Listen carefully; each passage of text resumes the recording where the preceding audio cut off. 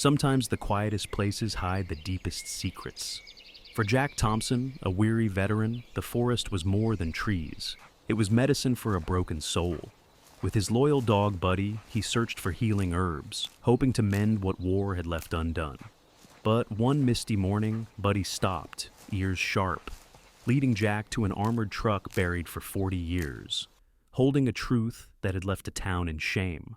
What they discovered would test Jack's courage and might bring healing not only to him, but to an entire community. Before we begin, tell me where you're watching from. And if you believe in stories of faith, loyalty, and second chances, don't forget to subscribe so you never miss the next chapter. The morning mist clung to the pine trees like a thin veil, the ground damp from last night's rain, and the air carried the earthy scent of moss and soil that had been soaked through. Jack Thompson, 47 years old, stood at the edge of the woods with a leather satchel slung over his shoulder and a thermos of coffee in his calloused hand. He was tall, broad-shouldered but slightly stooped, as though the weight of memory pressed down on him harder than the years ever could. His once black hair had thinned and turned to peppered gray, his jawline sharp beneath a light, unkempt beard. There was a quiet heaviness in his hazel eyes, the eyes of a man who had seen things he would rather forget, but could never erase. Jack carried himself like a soldier who had never fully come home. He had served nearly 2 decades in the army, and though his body had returned, his mind often stayed behind in the dust and chaos of foreign battlefields. Post-traumatic stress disorder was not something he liked to name out loud, but it lived with him in the silence of his nights and in the sudden flinches at small sounds. Beside him padded Buddy, his German shepherd, 5 years old, strong and lean, with a sable coat of black and brown and intelligent amber eyes that seemed to study everything. Buddy's ears were always perked, his body poised between calm and alert, as if he too carried a soldier's instincts. Jack had adopted Buddy from a K-9 unit that was retiring him early due to a minor leg injury, an injury that no longer showed, except when the dog pushed himself too hard. For Jack, Buddy was more than a companion. He was a partner who seemed to understand the man's silence and sorrow. They shared a bond forged not through words, but through presence, loyalty, and quiet understanding. The town knew Jack as the man who lived on the edge, a recluse in a small weathered cabin, with peeling paint and smoke curling from the chimney only in the coldest winters. He rarely came into town except for salt, coffee, and the occasional supplies for his herbal work. When he did, people would nod politely, some whispering about the soldier who talks little but knows plants. Jack had earned a strange kind of respect, because while he shunned social gatherings, he never turned away anyone who came to his door for help. A mother with a child's persistent cough, an old man with aching joints, or a farmer's wife with a burn on her hand, Jack always reached into his satchel of dried roots, oils, and tinctures. His remedies did not work miracles, but more often than not, they brought relief. That was why the townsfolk, even if they hardly saw him, spoke of him in a hushed admiration as the silent healer. Jack's fascination with herbs and healing was not a hobby, it was a need, born from guilt. Years ago, on a battlefield far from home, his closest friend, Corporal David Myers, had bled out from a wound that might have been treatable had they had the right medicines. Jack had pressed his hands against the injury, whispering promises that help was coming, but it never did. The helplessness carved into his heart like shrapnel, and since that day he had vowed to never stand powerless again in front of suffering. That vow carried him into libraries after he left the service, into dusty books on botany, and into long walks through the forest, where he learned to identify moss, roots, and leaves, not just by sight, but by smell and touch. As Jack walked deeper into the forest this morning, Buddy trotted ahead, occasionally stopping to sniff the ground or tilt his head at the sounds of hidden birds. Jack's satchel held a small field notebook filled with sketches of leaves and notes on their properties.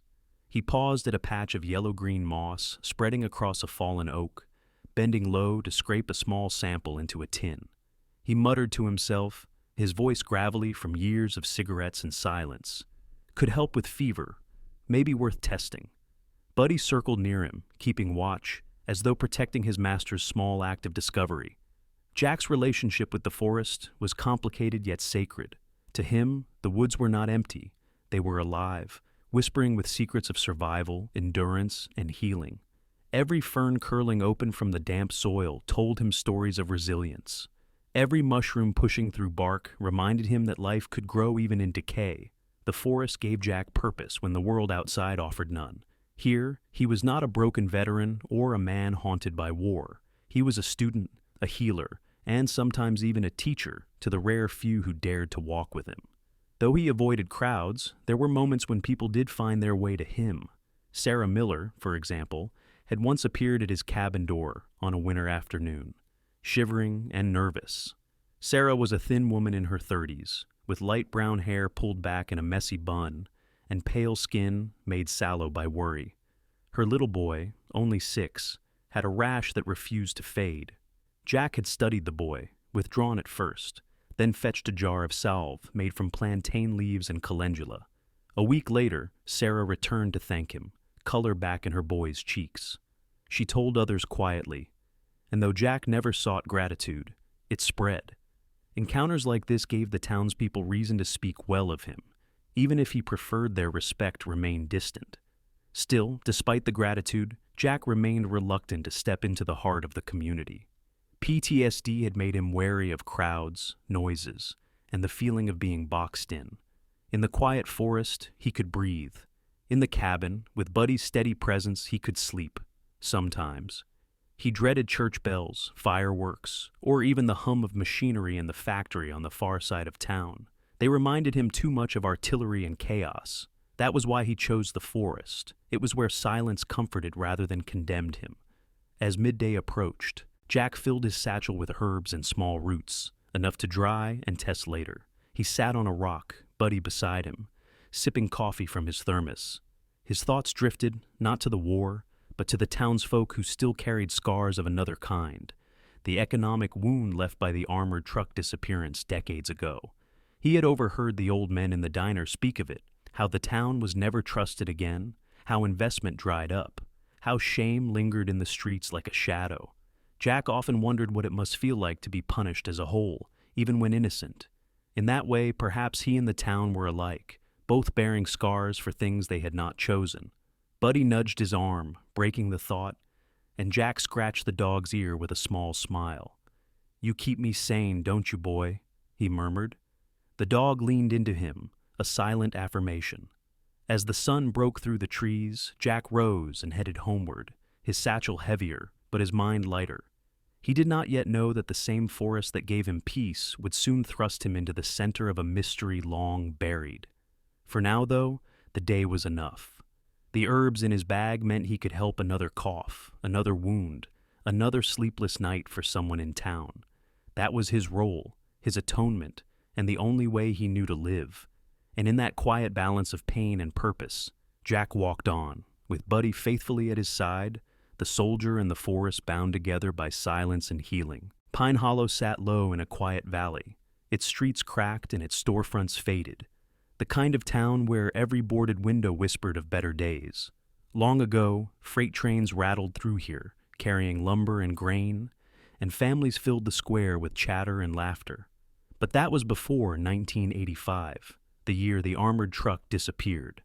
After that, the town's name carried a shadow. Outsiders called it a nest of thieves, a place that swallowed millions of dollars and shielded criminals. No evidence ever surfaced, yet the reputation stuck.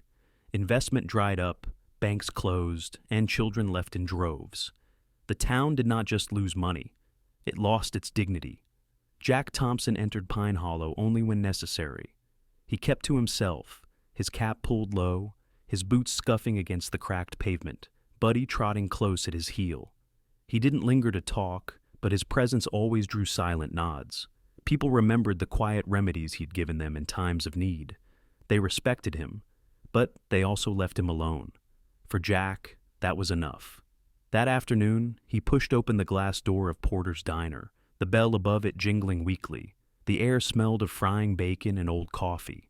Inside, the linoleum floor was worn thin, the booths patched with duct tape, and the jukebox in the corner hadn't played a tune in decades. Agnes Porter, the owner, stood behind the counter. She was a stout woman in her 60s with cropped silver hair, round glasses perched low on her nose, and hands thick from years of kneading dough and washing dishes. Widowed 10 years earlier, she kept the diner alive through sheer grit, feeding everyone from passing truckers to the poorest families in town.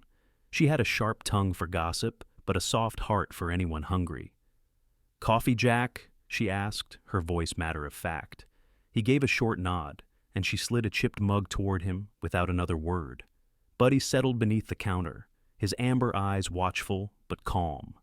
In the corner booth, 3 old men sat as they always did, their conversation a constant hum. Frank Delaney, a former railroad worker with a bristling white mustache and a trench coat he wore in all seasons, leaned forward with heavy words. Howard Green, tall and wiry, even in his 70s, his skin darkened from decades in the fields, tapped arthritic fingers on the table as he spoke. Earl Simmons, a retired schoolteacher with thinning gray hair and polished glasses, listened more than he spoke, but when he did, it was often to correct details or recite dates, as if history itself needed defending.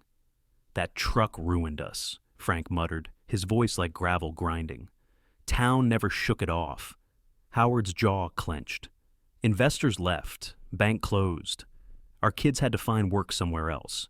Folks pointed their fingers and called us crooks." Earl adjusted his spectacles. "I remember the headlines. 4 articles in the Atlanta Journal. They said, Pine. Hollow must have been complicit. No proof, no names, just poison on paper. And once it's printed, it sticks." Jack sat at the counter with his coffee, listening. He had no wish to join the conversation, but he absorbed every word. Their bitterness carried the weight of decades. The tone wasn't angry anymore, just tired, like men telling a story carved into their bones. Agnes leaned closer, lowering her voice. "Every time someone tries to start fresh here, the past comes up again. Outsiders don't forget. They say, 'Don't trust Pine Hollow, it's where millions went missing.' Lies linger longer than truth, Jack." Her eyes softened. "We all know it wasn't us." But knowing doesn't clear a stain, Jack said nothing. Buddy stirred under the counter, his ears twitching as if the dog sensed the heaviness around them. Jack reached down and brushed his fingers against the dog's neck, a silent reassurance to both of them. He left the diner after paying with a few crumpled bills. On Main Street, he passed Mary Collins, the town's pharmacist. She was a woman in her 40s, slim with auburn hair tied into a braid, her pale cheeks showing the toll of sleepless nights. Behind her counter, she counted a thin stack of bills, her shelves half empty because suppliers charged too much to deliver here. She had once smiled at Jack when he brought her a jar of wildflower honey for cough remedies, but today her smile was faint, weighed down by the numbers that never added up. Jack recognized the lines of worry etched deep in her face, the mark of someone bearing not just her own burden, but the town's as well. Jack continued his walk, his boots scuffing the sidewalk, his eyes tracing the peeling paint on old shop signs. He noticed how the people looked at him, quick glances, quiet nods, before turning back to their work or their silence. It was not disdain, it was weariness, the shared recognition of scars that refused to heal. When he reached the edge of town, the air grew clearer, the forest waiting like an old friend. Buddy pulled gently at the leash, eager for the paths where the world felt freer. Jack paused and glanced back at Pine Hollow one last time, the cracked windows, the sagging roofs, the tired faces. He felt the echo of the diner's words settle heavy in his chest.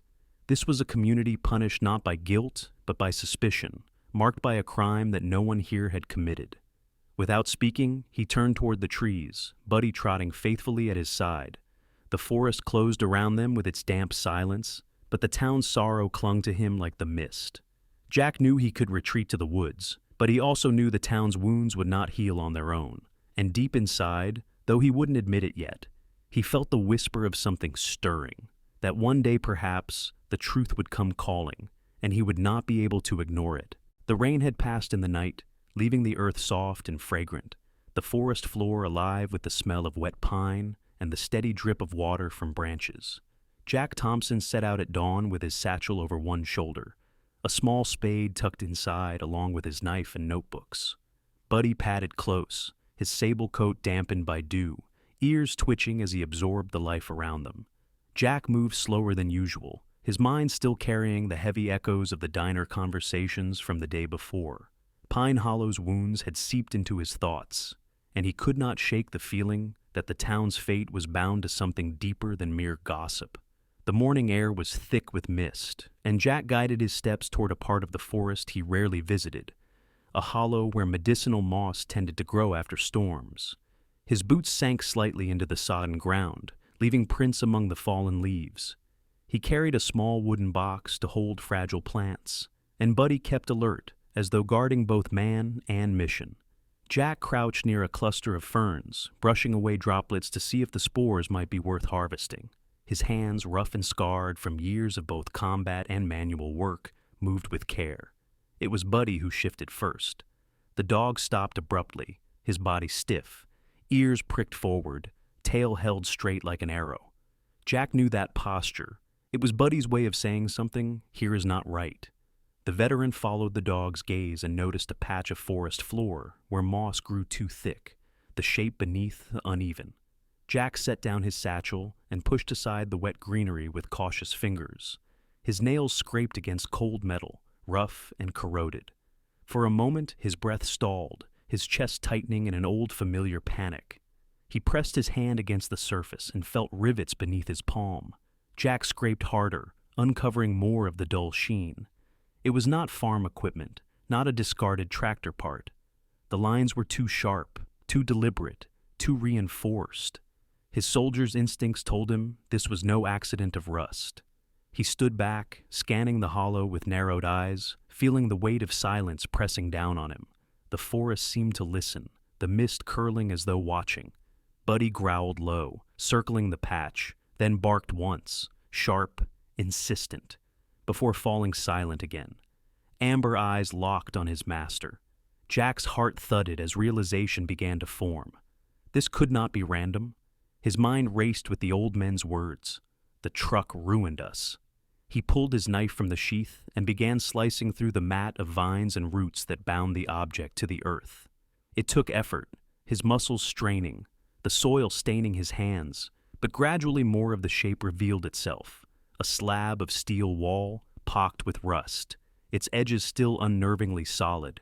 He traced the outline, his fingers brushing a seam.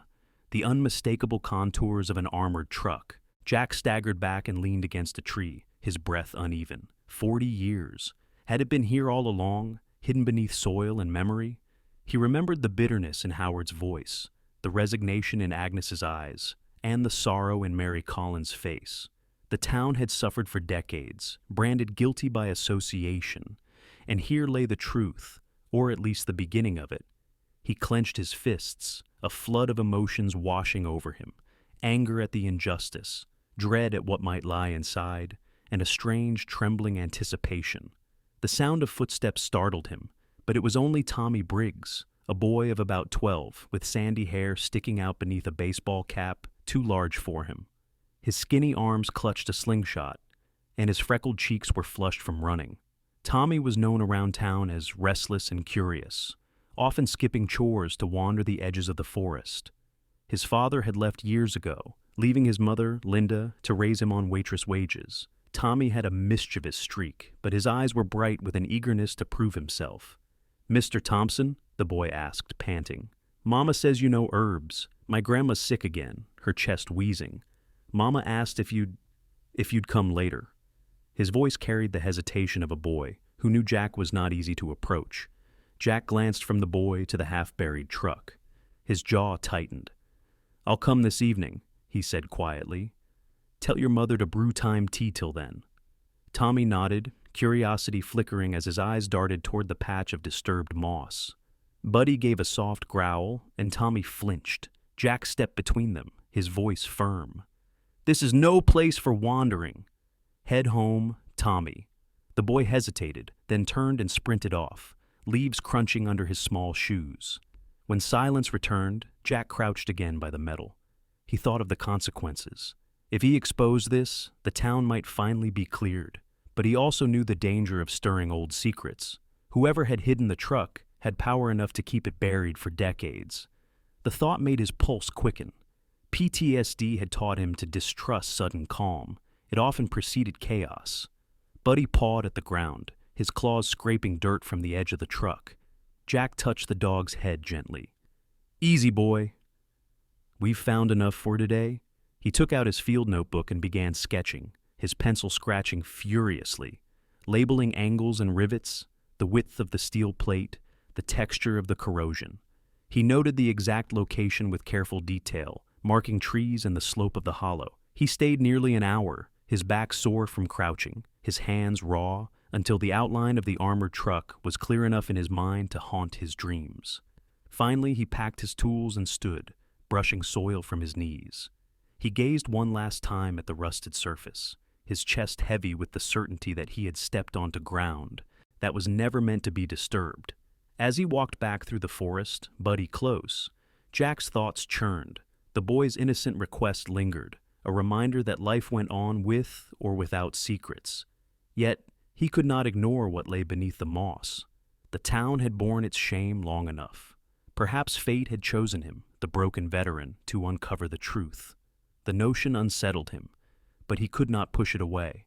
By the time he reached his cabin, the mist had thinned and the sun glowed weakly through the trees. Jack set his satchel on the table and stared at his notes, the pencil sketches already smudged. Buddy lay by the door, eyes watchful as if guarding not just the cabin, but the secret now in Jack's keeping. Jack rubbed his face with tired hands and whispered, "What have we stumbled into, boy?" The dog's ears twitched, but he gave no answer, only steady companionship. That night, Jack barely slept. Every time he closed his eyes, he saw the seam of the door, the rivets, the corroded steel waiting like a tomb. He turned in bed, haunted not only by memories of war, but now by the burden of discovery. Somewhere deep inside, he knew he would return. He had no choice. The forest had revealed its mark, and it demanded to be uncovered. The forest was quiet the next morning, though the stillness did not soothe Jack Thompson as it usually did. His sleep had been broken, haunted by restless flashes of memory. His friend Corporal David Myers bleeding out in the dirt, the echo of gunfire in foreign lands, the helplessness that had never left him. Now, with a coil of rope over one shoulder and a crowbar in hand, he returned to the hollow where Buddy had first uncovered the metal. The mist clung stubbornly to the trees, and each step into the damp soil carried him closer to something he both dreaded and needed to face.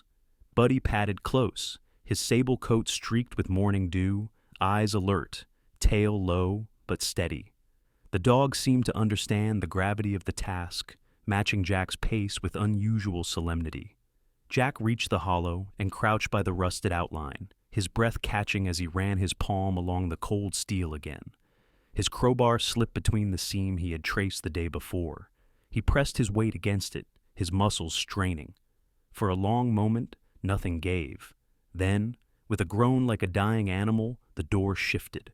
Rust cracked, vines tore loose, and a foul odor of decay and mildew rolled out into the mist.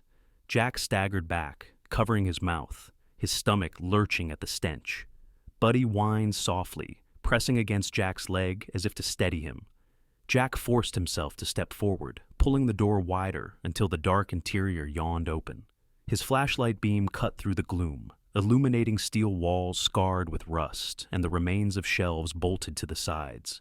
In the center sat a heavy safe, its door twisted open, its lock shattered long ago. Inside lay bundles of rotting paper, once money, now fused together into lumps of green-brown pulp. But scattered among the decay were bones, long, brittle, unmistakably human. Jack's breath grew ragged. He dropped to one knee, his light trembling across the hollow interior. He counted at least 2 skeletons, perhaps 3, slumped in unnatural heaps. Empty sockets stared back at him, and suddenly he wasn't in the forest anymore. He was back in the desert, his friend's face pale, his voice faint, begging for help Jack could not give. The smell of rot became the smell of blood.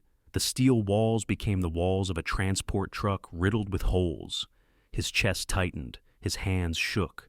His body knew the terror even before his mind admitted it. PTSD had dragged him back. Buddy barked sharply, the sound slicing through the fog of memory. Jack gasped, dropping the flashlight. The dog pressed his muzzle against Jack's hand, licking his fingers, grounding him in the present. Jack clutched Buddy's fur, breathing hard, the panic slowly ebbing as the dog's steady warmth anchored him. "Easy, boy," Jack whispered hoarsely, his eyes wet. "I'm here. I'm here." He retrieved the flashlight with shaking hands and forced himself to look again. This was not war. This was Pine. Hollow's buried secret, the truth that had destroyed the town's reputation, was rotting before his eyes. The armored truck had not vanished into thin air. It had been swallowed by the forest. Its crew had died here, their money looted, their bodies left to decay. The town had been branded guilty, but the guilty were elsewhere. Jack stood slowly, his knees stiff. His heart was still hammering, but now it carried something more than a fear. It carried anger. Pine Hollow had suffered for 40 years because of lies, because the truth had been buried both literally and figuratively. He stared at the ruined bills and the bones and felt the weight of responsibility settle on his shoulders. He could walk away, pretend he had never found it, but that wasn't who he was. He had failed to save David Myers. He would not fail his town. As he stepped back from the truck, he noticed something glinting beneath the dust near one skeleton.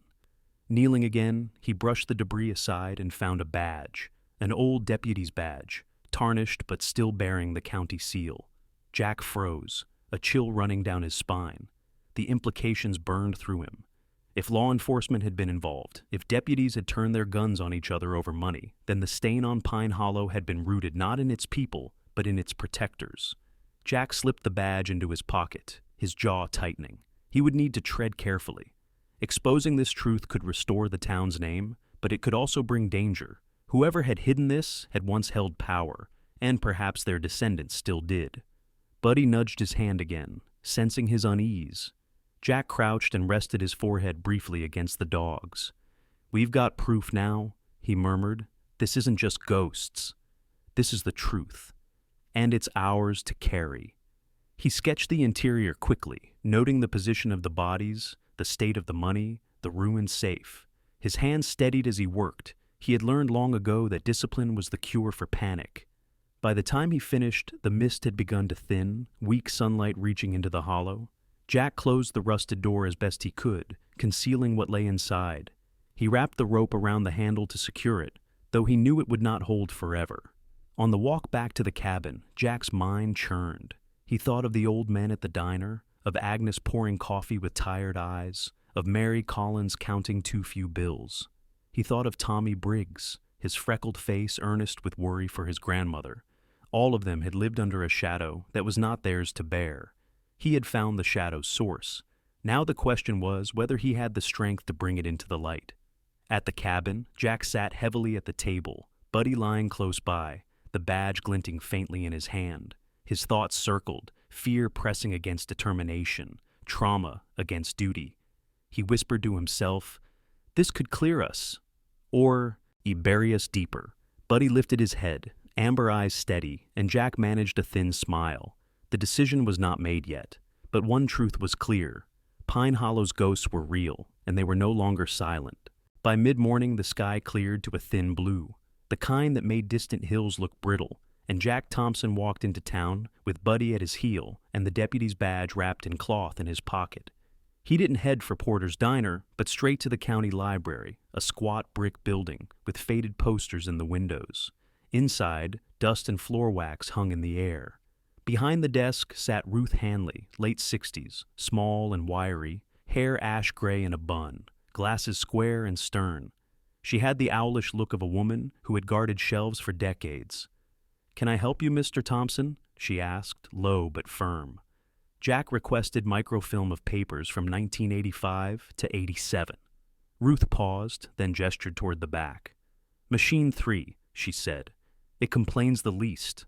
Hours passed in the cold glow of headlines. Armored cache. Hauler vanishes, crew missing, Pine Hollow under cloud of suspicion. Reporters speculated, hinted at crooked deputies, and printed rumors that stuck for decades. Jack filled pages of notes, Buddy curled beneath the table, ears twitching at each creak. Ruth brought him a cup of water and asked, "You digging this up for a reason?" Jack gave a small nod. Her voice softened. Half the town made peace with not knowing. The other half never did. "Be sure you can stand the noise, Mr. Thompson." He replied quietly, "I can't stand the silence." She didn't smile, but handed him a key. "Annex files. Put it back." At County Records, Raymond Pike, early 50s, thick around the middle, hair cut in a crew that couldn't hide the bald spot, greeted him with polished cheer. Jack requested incident logs from late 1985 and exit forms for deputies the following spring. Pike flipped through binders, sighed about flood damage, and handed over copies with entire sections blacked out. He gave a thin smile. "Best not to kick dead mules." Jack accepted the pages, noting the gaps told as much as what remained. Outside, the courthouse lawn was restless with wind, leaves skittering like nervous shadows.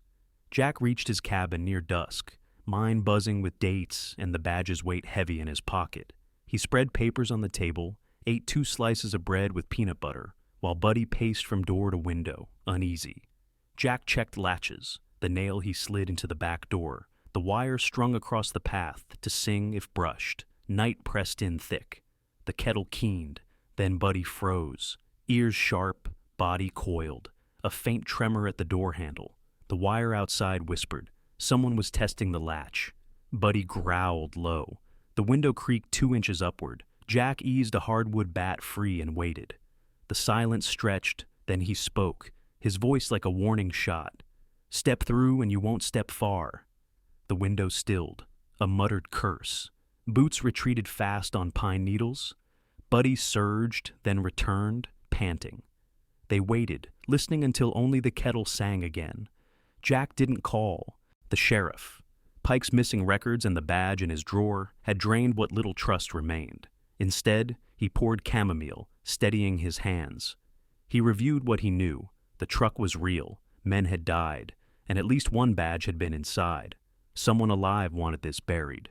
If the sheriff wasn't safe, he needed another voice. He remembered a clipping pinned months earlier at Porter's Diner. A nursing home scandal in a neighboring county exposed by Emily Carter. Early 30s, brown hair cut at the shoulders, sharp chin, green eyes that looked unflinching at the camera. Her writing had brought down officials. Jack had filed the name like a landmark in a soldier's mind. Now it returned. He found the paper in his cupboard, copied a newsroom number, and called. A brisk, tired voice answered, "Emily Carter." Jack cleared his throat. "My name is Jack Thompson from Pine Hollow. I think I found something tied to the 1985 armored truck." Silence stretched, then paper shifted. "What exactly?" He told her straight. "The truck." "Bones? A badge?" Her tone dropped. "All right. Do I come there, or do you come here?" Jack glanced at Buddy, still bristling near the window. "Come here. Not through the sheriff, no one local." She asked for directions. He gave landmarks, barns, and mailboxes. She repeated them precisely. "2 rules," she said. "Don't move anything. Don't tell anyone else. If I'm walking into fire, I need the truth hot." Jack almost smiled. "Understood." She promised to be there by late morning and hung up. Night lay heavy. Jack reset the nail in the door, checked the wire, circled the cabin with Buddy until the dog relaxed. He stowed the badge and notes under a false bottom in the table, then stretched on his bed, boots still on. Sleep came fractured, one dream of David Myers bleeding out, another of the truck yawning like a tomb. He woke before dawn to the forest's slow exhale. Buddy looked at him steadily, the way soldiers do when words aren't needed. Jack rose, buttoned his jacket, poured the last of the coffee. Whatever waited, he would not carry it alone. By sunrise, his decision was set like steel. He would trust the reporter who ran toward fire, not away. The morning light spilled across Pine Hollow in a pale wash, turning the rooftops a tired gold. Jack Thompson stood by the porch with Buddy at his side, watching the dust trail of a car creeping up the old county road. His chest was tight. He hadn't trusted anyone in years, yet here he was, waiting for a reporter. The car came into focus, a dented gray sedan, its paint dulled by weather, but still steady on the road. When it pulled into the clearing, the engine clicked as it cooled. Out stepped Emily Carter. She was in her early 30s, medium height, with brown hair cut neatly at her shoulders. She wore simple jeans, a black jacket, and carried herself with the deliberate ease of someone used to walking into hostile places with only questions as her weapon. Her face was sharp, with a small chin and green eyes that seemed to size up Jack and Buddy in a single sweep. Emily's expression carried both caution and purpose. She had met too many men who promised truth but delivered less. "You must be Jack," she said. Her voice was calm but guarded. Jack gave a curt nod. Buddy sniffed the air, tail low, then padded forward. Emily tensed slightly until Buddy's nose brushed her hand. A silent judgment passed and accepted. "Friendly?" she asked. Jack's mouth barely moved. "Depends who you are." That earned the faintest hint of a smile from her. They didn't linger long outside. Jack led her into the cabin, the wood stove cold, papers stacked neatly on the table. Emily scanned the room with a practiced eye, noting the order, the tools by the door, the rope coiled on a shelf. "You were military," she said, more than asked. Jack didn't answer, only poured coffee into two mismatched mugs. Emily sipped, watching him.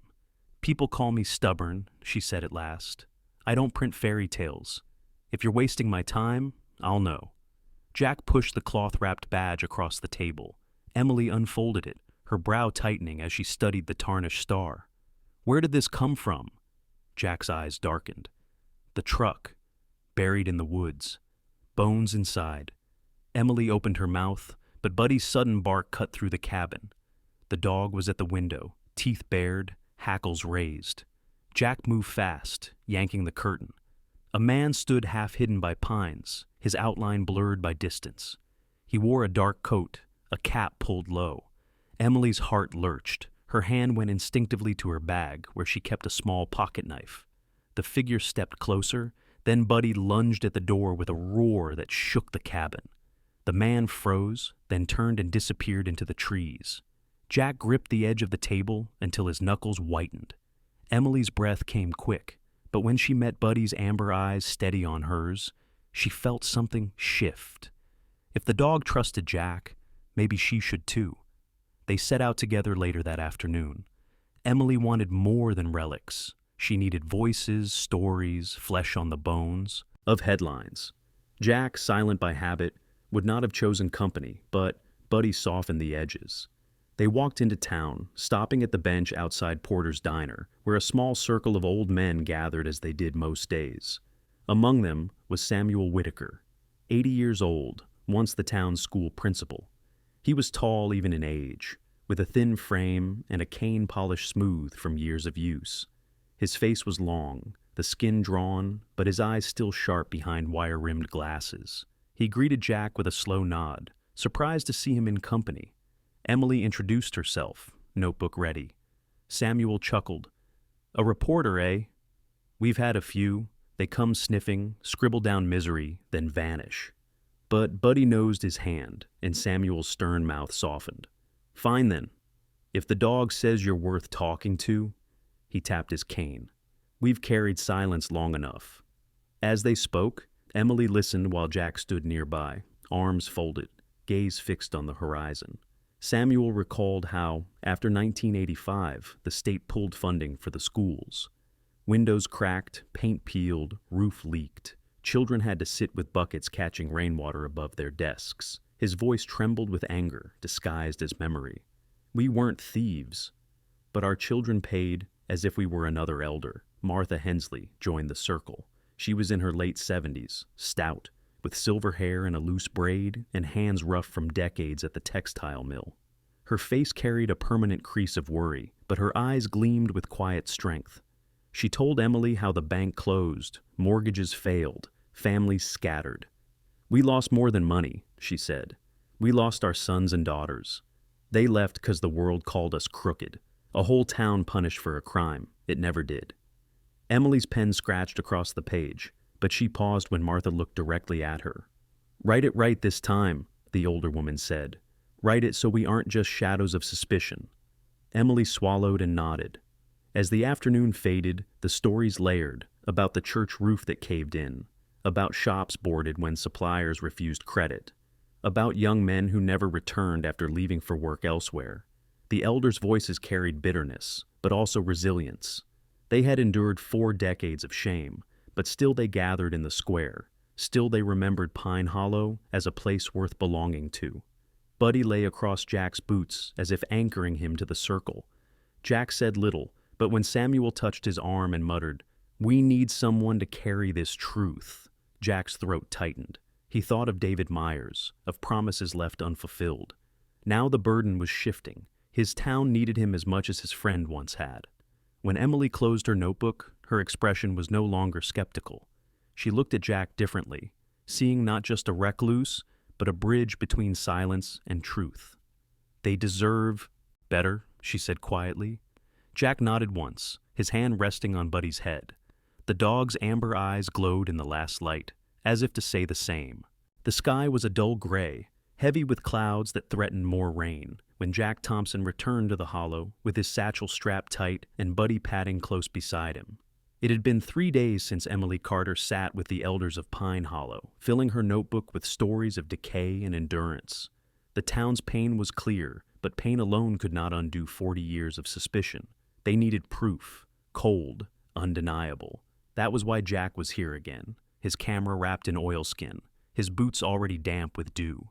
The forest was thick with the smell of wet leaves and loam. Jack crouched by the armored truck, its rusted surface gleaming faintly in the wan light. The rope he had tied earlier still held the warped door shut, though vines were already reclaiming it. He steadied his breathing, unwrapped the camera, and began to take pictures. The riveted seams, the twisted safe, the fused lumps of old currency, and, most carefully, the badge he had found near the skeleton. Each click of the shutter felt like hammering a nail into the coffin of silence. Buddy shifted suddenly, ears stiff, tail low. The German shepherd's muscles tensed as his nose lifted to catch a scent Jack couldn't. Jack froze. He trusted Buddy's instincts more than his own. Slowly he stowed the camera and slid the badge back into his pocket. Then he heard it too, the crunch of weight on wet twigs, deliberate but not careful enough. Voices followed, low and sharp. 2 figures emerged from the trees. The first was tall, broad-chested, with a rough beard peppered gray, his face square and weathered. His jacket was dark canvas, his boots scuffed but sturdy, and in his hands he carried a short-barreled shotgun, held with the ease of long familiarity. His eyes were pale blue, cold and steady, the kind that measured a man like a target. This was Rick Hanlon, a local enforcer whose family had long been whispered about for running illegal hunts and backwoods deals. Rick was in his 40s, once a high school brawler, hardened now into a man whose silence intimidated more than words ever could. Beside him stalked Joel Price, a thinner man in his 30s, wiry and restless, his face narrow with a sharp nose and thin lips that rarely smiled. His dark hair was slicked back, though streaked with sweat, and his eyes darted constantly. He carried a pistol with nervous energy, his finger never far from the trigger. Joel had a reputation for recklessness. Years ago, he had nearly killed a man in a bar fight, and though the case vanished quietly, his volatility never did. "Thought we smelled a rat," Rick said, his voice deep, each word deliberate. "And here he is, digging where no one asked him." Jack's heart thumped, but his soldier's instincts slid into place like an old weapon. He gauged distances, cover, Buddy's position. He didn't answer. Joel spat into the leaves. "You don't know what you're stepping into, old man. Best walk away before—" "The woods swallow you too," Buddy gave a low growl. Jack's hand brushed the dog's neck, a signal, a silent pact. The forest around them held its breath. Then Jack shifted, his boots scraping softly against the muck, and in that instant, Buddy lunged sideways into the brush, barking furiously. The sound fractured the men's focus. Rick swung the shotgun toward the noise. Jack used that heartbeat of distraction to melt into the shadows, his body lowering behind a cluster of pines. The chase began. Branches whipped at his arms as he moved with practiced silence, years of combat drills guiding his every step. He didn't run blindly. He moved like prey that knew the ground better than the predator. He veered toward the low swamps, where the mud swallowed tracks. Buddy's barking receded, then shifted direction, drawing Joel's wild shots into the trees. Jack crouched low, pressing a palm into the mud, smearing it across his boots to blur his trail. He slithered beneath a fallen log, letting the forest close around him. Rick and Joel thundered past, curses thick in the damp air. Jack stayed still, controlling his breathing, counting the rhythm of their steps. When their noise faded, he signaled softly. Buddy returned panting, eyes gleaming with effort, his coat streaked with mud. Jack whispered praise and guided the dog deeper into the swampy ground. The water lapped at his shins, cold and foul-smelling, but it erased every footprint. He chose paths where tree roots offered brief purchase, careful not to break twigs that might betray direction. Minutes stretched into an hour of tense maneuvers, the hunters circling, their voices growing more frustrated. Joel's temper boiled over. "He can't just vanish!" Rick's reply was quiet but edged with steel. "He knows the woods better than us. Pull back before we get lost ourselves." Their boots retreated, stomping hard, meant to disguise retreat as threat. Jack waited another long spell, every sense sharpened, until only the frogs croaked and the forest's normal rhythm returned. He rose slowly, his back stiff, his clothes damp and heavy. Buddy nudged his leg, urging motion. Together they doubled back along an arc, emerging far from the hollow. By the time they reached the cabin, night had fully descended, the air thick and close. Jack laid the satchel on the table, pulling out the camera with trembling hands. The images were intact. He flipped through them by lamplight. Steel walls, rotting bills, skeletal remains, the tarnished badge. Proof. Risking his life had not been for nothing.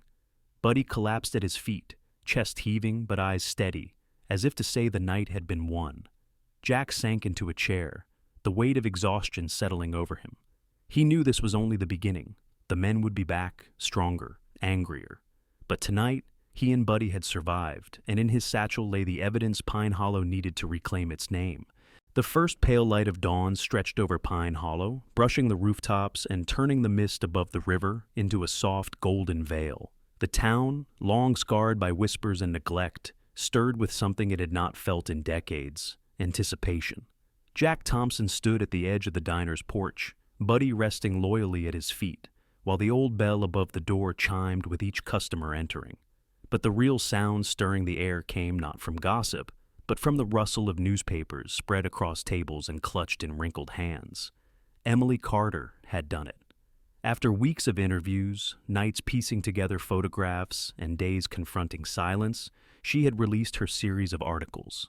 The headlines were bold: Armored Heist of 1985, Corruption and Silence in Pine Hollow, Buried Truth, Veterans' Discovery Unveils Long-Hidden Crime. Her words carried the weight of justice, but also compassion for a community punished without trial. She described the truck buried in moss, the skeletons of men betrayed by greed, the badge of a deputy who had turned his oath into a weapon, and the voices of elders who carried pain like a scar. The articles reached beyond Pine Hollow. State officials, pressured by public outrage, announced a new investigation. Files once sealed were opened, long retired officers subpoenaed, and names whispered in fear finally spoken aloud. It became clear that what had destroyed Pine Hollow was not guilt, but corruption at the edges of power, authorities who had buried the truth to protect themselves. At Porter's Diner, Samuel Whitaker's hands shook as he read aloud, his voice breaking. She wrote it down, all of it. And now the world knows. Martha Hensley wiped her eyes with her apron, muttering, 40 years. 40 years of shame undone by words on paper. The room filled with murmurs of agreement, relief pressing like a tide against walls that had held bitterness too long. Investment followed swiftly. State grants reopened the schoolhouse, its roof finally repaired, windows replaced with clear panes that let in morning sun. The old bank building was restored, not as a place of debt, but as a community center, its marble floors echoing with children's laughter instead of silence. Shops reopened, young families returned, and even the roads were repaved, no longer riddled with neglect. The governor visited, his suit crisp, his handshake firm, but rehearsed. Behind the podium in the courthouse square, he declared Pine Hollow's name cleared, promising resources to ensure such abandonment would never happen again. Cameras flashed, capturing the moment. But for Jack, Standing at the edge of the crowd with Buddy, the real triumph was quieter. The elders smiling without shame, the children running without fear of what their town's name meant. One crisp afternoon, the townspeople gathered at the hollow where the armored truck still lay beneath earth and vine. A wooden platform had been built, and on it stood a polished stone slab, etched with the words, "The truth shall set us free." Samuel, cane in hand, led the dedication. His voice trembled, not from weakness, but from reverence. For decades, this place was our shadow. Today it becomes our monument, not to crime, but to endurance, to community, and to the truth we chose to speak at last. Jack stayed near the tree line, his posture quiet, almost retreating. Yet people drifted toward him, offering nods, handshakes, even hugs. Children patted Buddy's thick coat, calling him the hero dog. Emily found Jack there, notebook tucked away for once, her eyes soft. "You gave them this," she said. Jack shook his head. "No, they gave it to themselves. I just listened to the forest Buddy pressed against his leg, as if agreeing." Over time, the hollow became a place of reflection rather than dread. Wooden benches were built among the pines. A small herb garden, planted with roots and leaves Jack had once gathered alone, was tended by school children learning their uses. Families picnicked where silence once weighed, and sometimes Jack could hear laughter carried on the wind as he walked his usual trails. Though Jack still lived simply in his cabin, the town treated him differently. They no longer saw the silent recluse, but a man whose scars were bound to theirs. Veterans shook his hand with wordless understanding. Parents told their children his story. Emily's articles continued to circulate, but in Pine Hollow, Jack's name became part of the town's rebirth. Buddy aged, his muzzle silvering, but his amber eyes stayed bright. He became more than Jack's companion. He was a symbol etched into the town's memory. At the dedication, children painted his likeness on murals, the German shepherd with the steady gaze who had guarded the truth. To the people of Pine Hollow, Buddy was faith in fur, a reminder that loyalty, even from an animal, could anchor a community through its darkest nights. And so, dawn truly came for Pine Hollow. The forest, once feared for the secrets it hid, became a sanctuary. For Jack, it remained a place of healing, the cathedral of green that soothed his fractured mind. For the town, it became proof that even when shadows linger for decades, the light of truth can still break through. In the end, Jack's discovery was never just about rusted steel or stolen money. It was about a community reclaiming its name, about truth cutting through decades of silence, and about how even the most broken places can bloom again when people stand together. Pine Hollow was not saved by wealth, but by courage, loyalty, and the healing bonds between a veteran, his dog, and a town that chose to believe in hope once more. Sometimes miracles don't come as thunder or fire, but as quiet acts of faith, a loyal dog's bark, a neighbor's kindness, or the strength to tell the truth after years of fear. And just like Jack's town found its dawn, may you too find light in your darkest valleys. May God bless you and your family with peace, strength, and endless love. If this story touched your heart, please share it with someone who needs hope. Leave your thoughts in the comments, subscribe to the channel, and keep faith alive. Together, let us believe that God still plants miracles in our everyday lives.